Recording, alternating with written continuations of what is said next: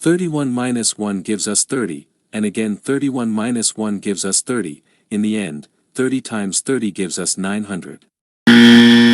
But this answer is not correct because we did not follow one of the most important rules in mathematics called the order of operations. The order of operations tells us that when we face a mathematical expression, we cannot start solving it from anywhere we like. Instead, we must follow a specific order called the correct order of operations. The correct order of operations is known by a short acronym called PEMDAS. P stands for parentheses. E stands for exponents and roots. M stands for multiplication. D stands for division. A stands for addition. And S stands for subtraction.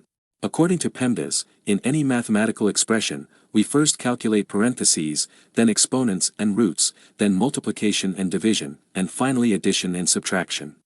Remember that multiplication and division have equal priority. In any expression that has both multiplication and division, we move from left to right and perform whichever we reach first. This rule also applies to addition and subtraction. Now, with these explanations, let's solve the question from the beginning of the video.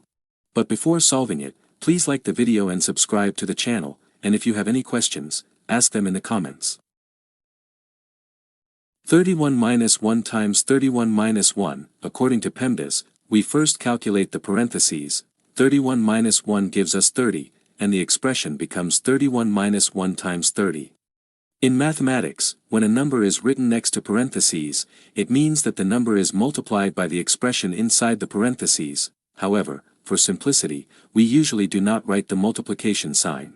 According to PEMDAS, multiplication has a higher priority than subtraction, so we first calculate 1 times 30, which gives us 30. In the end, 31 minus 30 gives us 1, which is our final answer.